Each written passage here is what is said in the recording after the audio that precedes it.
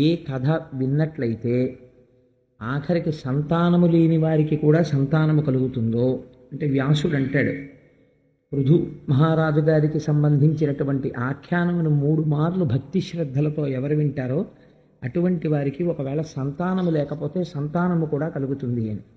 పృథు మహారాజు గారు సాక్షాత్ విష్ణువాంశ సంభూతుడు. అంతటి పరమపావనమైన ఆఖ్యానమును ఇవాళ చెప్పే ప్రయత్నం చేస్తాను. అది విన్నవాళ్ళకి సకల రకములైనటువంటి శ్రేయస్సు కలుగుతుంది అని వ్యాసుడి యొక్క వాక్. ఒకానొక సమయంలో ఈ దేశాన్ని అంగరాజు గారు పరిపాలిస్తుండేవాడు. ఆయన మహాధార్మికుడు, కేవలము ధర్మానుష్ఠానము తప్ప ఎన్నడూ అధర్మము చెయ్యనివాడు. అటువంటి అంగరాజు ఒకసారి అశ్వమేధయాగం చేస్తున్నాడు. అశ్వమేధయాగం చేస్తూ దేవతలందరినీ పిలిచి హవిస్సులు ఇస్తున్నారు. ఈ రోజుల్లో అంటే మనం స్వరం చెప్పేయడం, మంత్రం చెప్పేయడం, అందులో చెరువు వేయడం అంటే పదార్థాన్ని తయారు చేసిన దాన్ని వేస్తారు, హవిస్సు అంటారు. అది వేస్తే వాళ్ళు వచ్చారు తిన్నారో నమ్మకం అంతే. కానీ ఆ రోజులలో దేవతల్ని పిలిస్తే స్వాహ అంటే ఆ దేవత వచ్చి ఎదురుగుండా కూర్చుని అగ్నిముఖంగా పుచ్చుకుని నోట్లో వేసుకుని వెళ్ళేవారు. అందుకని అక్కడ ఉన్నటువంటి ఋషులు మంత్రములతో ఆవాహన చేస్తున్నారు దేవతల్ని. ఒక్క దేవత రావట్లేదు. ఏ ఒక్క దేవత రాకపోతే ఆశ్చర్యపోయాడు అంగరాజు. ఆశ్చర్యపోయి, అదేమిటండి మీరు స్వరంతో మంత్రములతో దేవతల్ని ఆవాహన చేస్తున్నారు, ఒక్క దేవత హవిస్సు పుచ్చుకోవట్లేదు, అగ్నిహోత్రంలో పడిపోతోంది అంతే. ఎందుచేత ఇలా జరిగింది అని అడిగాడు. అడిగితే ఋషులు అన్నారు, మా యొక్క స్వరమునందు కానీ వేదము స్వరప్రోక్తము, స్వరంతో పిలవాలి వేదం. అందుకని స్వరప్రోక్తమైనటువంటి వేదము యొక్క స్వరమును అనుసరించి మేము పిలిచాం, రావాలి దేవతలు తప్పకుండా. కానీ రావడం లేదంటే నీ యందు అప్రసన్నులై ఉన్నారు. నీ యందు అప్రసన్నతతో ఉండడానికి నువ్వెక్కడో ఏదో దోషం ఉండాలి నీలో. నీ యందు దోషమున్నది అనడానికి నీ చరిత్రని పరిశీలిస్తే నీ యందు ఎక్కడా దోషము లేదు, నువ్వు ధర్మమూర్తివి. అయినా దేవతలు రావడం లేదు. రాజా, ఏదో దోషము లేకుండా దేవతలు రాకుండా ఉండరు. కాబట్టి ఏ దోషం ఉన్నది అని విచారణ చేస్తే అంగమహారాజు గారు అపత్య దోషంతో బాధపడుతున్నాడు. అంటే ఆయనకి సంతానం లేదు. అందుచేత యజ్ఞములో వారిచ్చిన హవిస్సులు తీసుకోవడానికి దేవతలు రాలేదు. కాబట్టి ఇప్పుడు నీకు ఉత్తర క్షణం సంతానం కలగాలి. నీవు చేసినటువంటి పాపములు గత జన్మలలోవి ప్రతిబంధకంగా ఉండడం వల్ల ఈ జన్మలో నీకు సంతానము కలగడం లేదు. ఇప్పుడు ఈ ప్రతిబంధకాన్ని తీసేయాలంటే దానికి ఏమిటి నివారణోపాయం? ప్రపంచంలో మహానుభావుడైనటువంటి శ్రీమన్నారాయణుడు ప్రసన్నుడు కావాలి. అందుకని శ్రీమన్నారాయణుణ్ణి ప్రసన్నం చెయ్యడానికి మేము వేరే యాగం చేస్తాం.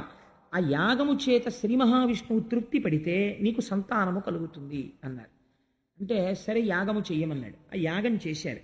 యాగము పూర్తవగానే, అంటే భగవంతుని యొక్క అనుగ్రహము అంటే ఎలా ఉంటుందో చూడండి, ధర్మశాస్త్రం అంటే ఎంత నిక్కచ్చిగా ఉంటుందో చూడండి. యాగము పూర్తవగానే అందులోంచి బంగారు వస్త్రములను ధరించి చిత్ర విచిత్రములైన మాలలు వేసుకుని చేతిలో బంగారు కలశమును పట్టుకుని ఒక పురుషుడు యజ్ఞగుండంలోంచి ఆవిర్భవించి అంగరాజా, ఈ పాయస పాత్రలో ఉన్నటువంటి పదార్థమును నీ భార్య చేత తినిపించు, నీ ధర్మపత్ని చేత తినిపించు, నీకు అపత్య దోషం పోయి సంతానము కలుగుతుంది అన్నారు. అంటే ప్రసాదమును తీసుకోండి అని అంటారు. అందుకే కారణం. లేకపోతే ఇంత చేసిన తర్వాత నీకు కలిగిన పాపం పోయిందయా, ఇప్పుడు నీకు సంతానం కలుగుతారని ఓ మాట చెప్తే అయిపోదండి. మళ్ళీ ఈ పాయసాలు ఇవ్వడం, ఈ పాయసాలు తినడం, రామాయణంలో అయితే మళ్ళీ దీన్ని ధర్మబద్ధంగా విభాగం చేయడం, 4 పిల్లలు పుట్టడం, ఎందుకంటే ఇంత అల్లరి? నోటితో మాట చెప్తే పోదా? కాదు. మీ శరీరము లోపలే పాపము రోమకూపములను అంటుకుని ఉంటుంది. అందుకే వెంకటాచలపతి దగ్గరికి వెడితే తలనీలాలు ఎందుకు ఇస్తారంటే, వేంకటతీతి ఇది వెంకట, వెంట్రుకలను ఆశ్రయించి ఉన్నటువంటి పాపముల యొక్క ఖండనము జరుగుతుంది. అక్కడ తలనీలాలు ఇచ్చేస్తే ఇన్నాళ్ల నుంచి మీకు కలిసి రాకపోవడానికి మీ పాపమే అడ్డుపడుతుంది. ఆయన దగ్గరికి వెళ్ళి ఇలా తల వంచేసి ఆ తలనీలాలు ఇచ్చేస్తే ఆ పాప రాసిపోతుంది. అది మనుష్య జీవితంలో గొప్ప అదృష్టం. కలియుగంలో యజ్ఞాలు చెయ్యలేరు, యాగాలు చెయ్యలేరని వెంట్రుకలు పుచ్చుకుని ఇంత ఫలితం ఇస్తానని స్వామి శ్వేతవరాహ కల్పంలో వెంకటాద్రి మీద కూర్చున్నాడు. అందుచేత ఈ పాపరాశి ధ్వంసము కావడానికి ఈశ్వరానుగ్రహం లోపలికి చేరుతుంది. ఈశ్వరానుగ్రహం చేరడమే ప్రసాదమును తినుట. అందుకే సత్యనారాయణ స్వామి వ్రతకథలో ప్రసాదం తీసుకోకపోతే ఆ తల్లి కూతుళ్ళు పడవలు మునిగిపోతాయి. ప్రసాదం తీసుకోలేదు అంటే ఈశ్వరానుగ్రహమును తిరస్కరించుట, మాకు అక్కర్లేదు అనుగ్రహం. ఇలా ఎవరు మాట్లాడుతున్నారో వాళ్ళని ముందు పట్టి తెండు దూతలారా, ఈశ్వరానుగ్రహం అక్కర్లేదన్న వాళ్ళని ముందు పట్టుకొచ్చేసేయమని చెప్పాడు యమధర్మరాజు గారు. అందుచేత ఈశ్వరానుగ్రహమే పాయస పాత్రగా వచ్చినది.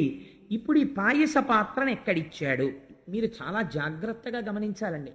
అందుకే మన ధర్మశాస్త్రాలు ఎంత జాగ్రత్తగా మాట్లాడతాయో చూడండి. ఒక చిన్న దోషం ఎంత దూరం వెళ్ళిపోతుందో చూడండి వంశంలో. ఆయన చాలా మంచివాడు, కానీ ఆయన జీవితంలో చేసిన పొరపాటు ఒక్కటే. ఏమిటా పొరపాటు అంటే లవ్ మ్యారేజ్. యుక్తాయుక్త విచక్షణ మరిచి, నాకు ఎన్నో కుటుంబాలు తెలుసండి, వేదిక మీద చెప్పడం ఎందుకని నేను చెప్పను, కానీ ముందు చాలా marry in Heist and repent at leisure అని ఇంగ్లీష్లో ఓ ప్రొవెర్బ్. తొందరపడి పెళ్లి చేసుకో, జీవితాంతం విచారించు. కావలసింది బాహ్యమునందు మెరుపు కాదు, ఆంతరమునందు మెరుపు చూడాలి వివాహం చేసేటప్పుడు. లేకపోతే జీవితాలు ముళ్ళబాటలైపోతాయి. మీరు కర్దమ ప్రజాపతి దేవహూతి సంసారం చూశారు, ఇద్దరు ఎలా తరించారు.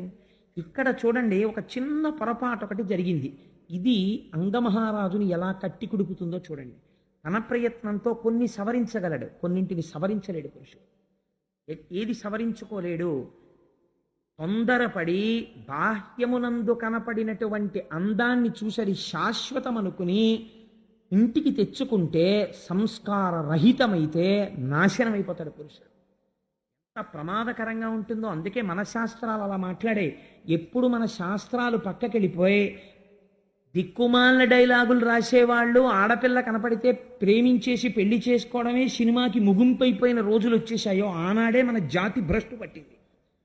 చూడండి, ఇంత గొప్ప పాయస పాత్ర వస్తే కమలాక్షి పాయసము కౌతుకమొప్ప భుజించి భర్తృ సంగమమున చేసి తక్షణము గర్భము దాల్చి కుమారుగాంచే ఆ కొమరుడునంతా మాతృజనకుండగు మృత్యువు బోలి తానధర్మమున చెరించుచుండే గుణమండన పేనుననంగ నిచ్చలు. ఎంత గొప్ప తీర్పు చెప్తున్నారో చూడండి వ్యాసుల వారు. 7 తరాలు అటు ఇటు చూడండి వంశంలో పిల్లనిచ్చే ముందు అంటారు. ఏది మాట్లాడుకోవాలంటే మీకు ఎంత ఉందండి, వీళ్ళకి ఎంత ఉందండి, వీళ్ళు మీకు బ్లాక్ ఎంత ఇస్తారు, వైట్ ఎంత ఇస్తారు, మీరు చచ్చిపోయాక ఏమొస్తుంది వీళ్ళకి ఇంకాను, ఇలాంటి దిక్కుమాలిన మాటలు కావు. ఈ తరాలలో మహాభక్తుడైన వాడు ఎవడైనా ఉన్నాడా? అసలు ఉంటే ఆ తేజస్సు, ఆ పోలిక తన కుమార్తె కడుపున మళ్ళీ పుట్టవచ్చు. అందుకని వంశం చూస్తారు, అటువైపు మహాభాగవతులైన వారు ఉన్నారా అన్నది చూస్తారు. అందుకే చూడండి ఎంత పొరపాటు జరిగిపోయిందో. తానైతే యాగం చేశాడు, అటువంటి ప్రజాపతి యొక్క అనుగ్రహాన్ని పొందాడు, పాయస పాత్ర వచ్చింది, భార్యకి తీసుకెళ్ళి ఇచ్చాడు. ఆవిడ పేరు సునీత. ఆవిడ చూడండి భర్తృ సంగమము చేతనే సంతానాన్ని పొందింది. తేజస్సు అంగరాజు యొక్క తేజస్సే, ధర్మబద్ధమైనటువంటి సంగమే. ఆ తేజస్సే ఆవిడ యందు చేరింది. కానీ ఇప్పుడు అది ప్రజోత్పత్తిని చేసింది. కారణమేమి? ఇన్నాళ్ళు ఎందుకు చేయలేకపోయింది అంటే ప్రజోత్పత్తిని చెయ్యడానికి వీలు లేనటువంటి స్థితి, పాపము ఇన్నాళ్ళు సంతానము కలగకుండా చేసింది. ఇప్పుడు ఆ విఘ్నం పోయింది. కాబట్టి ఇప్పుడు సంతానము కలగడానికి కావలసిన యోగ్యత సిద్ధించింది. కానీ క్షేత్రశుద్ధి జరగలేదు. క్షేత్రమునందు దోషముంది. క్షేత్రమునందు దోషముండి విత్తనము గొప్పదైనా మొక్క మొలవదు. మొలిచిన కావలసినన్ని కాయలు పళ్ళు పండవు. ఊసర క్షేత్రమునందు పడిపోయిందనుకోండి, విత్తనం పడిపోతే క్షేత్రము యొక్క లక్షణము కూడా చెట్టు ఎందు ప్రవేశిస్తుంది. చీడపీడలతో ఉంటుంది, సమృద్ధితో ఉండదు సస్యం. ఏమి జరిగింది? ఎంత నిర్దాక్షిణ్యంగా మాట్లాడుతుందో చూడండి భాగవతం. పెళ్ళి నా ఇష్టం అన్న మాట ఎంత ప్రమాదమో, ఆ తర్వాత ఎంత ఏడుస్తాడో చూపిస్తాను. అంగరాజు చాలా ధార్మికుడే. ఏం జరిగింది? ఆయనకి వివాహము చేసినప్పుడు మృత్యువు యొక్క కుమార్తె అయిన సునీధనిచ్చి వివాహం చేశారు. సునీధ గొప్ప మంత్రశక్తి కలిగినటువంటి తల్లి. ఆవిడ యందు దోషం లేదు, కానీ ఒక దోషం వచ్చింది. ఎక్కడి నుంచి వచ్చింది? ఆవిడ తల్లిగారు, ఆవిడ యొక్క తండ్రి గారు మృత్యువు. అందుచేత ఒకరిని మృత్యు అనేటటువంటిది ఎవరికి సంతోషకారకం కాదు కదండి. అందుకే అసలు ఎవరు ఇంట్లో దక్షిణ దిక్కుకు తిరిగి నమస్కారం చేయరు. కారణం ఏంటంటే దక్షిణ దిక్కుకు తిరిగి చేసిన నమస్కారం యమధర్మరాజు గారికి చెందుతుంది. ఆయన గబుక్కుని రోజు తిరిగి నమస్కారాలు ఎట్టేస్తున్నారు అనుకోండి, మీరు పూజామూర్తులన్నీ ఈశ్వర విగ్రహాలన్నీ ఉత్తర దిక్కుగా పెట్టి మీరు దక్షిణ దిక్కుకి తిరిగి నమస్కారాలు చేయడం మొదలెట్టారనుకోండి, ఆయన పుచ్చుకోవడం మొదలెట్టారనుకోండి, పాపం వీడు రోజు పెట్టేస్తున్నాడు రా మనకి దండాలు, వీడు తప్ప పెట్టేవాడు లేడు, సో నేను ప్రసన్నుడనవుతున్నాను, నేను చెయ్యగలిగిన విధి నీ పట్ల నేను చేసేస్తానన్నాడు అనుకోండి, ప్రమాదం వచ్చేస్తుందని వీడికి భయం. కానీ ఆయన అలా చేయడు పాపం, అలా ఈ టైంకే వస్తాడు ఆయన. వద్దన్నా రావద్దన్నా టైంకి వచ్చేవాడు ఆయన ఒక్కడే దిక్పాలకుల్లో. సూర్య భగవానుడు ఒకడు. అందుచేత అటువంటి మహాపురుషుడైనటువంటి యమధర్మరాజు గారు ఉన్న దిక్కుకి తిరిగి నమస్కారం చేయడమే మనకు భయం. కానీ అది హింసిస్తుంది. ఎందుకంటే ప్రతివాడికి భయం కదండి, భయకారకమై ఉంటుంది మృత్యువు.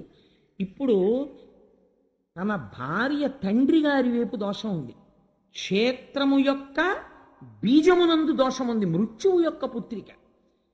తత్కారణము చేత యాగమునందు ఉద్భవించినటువంటి ప్రజాపత్య పురుషుడిచ్చినటువంటి ప్రసాదము తిన్నప్పటికీ పుట్టినటువంటి కుమారుడు వ్యగ్ర స్వభావము కలిగిన వాడు జన్మించాడు. వాడికి వేణుడు అని పేరు ఇచ్చారు. కాబట్టి వాడు ఏం చేసేవాడు, ఇది భాగవతంలో నీ జీవితాన్ని సంస్కరించుకోవడం నేర్చుకోవడం మొదలుపెట్టు.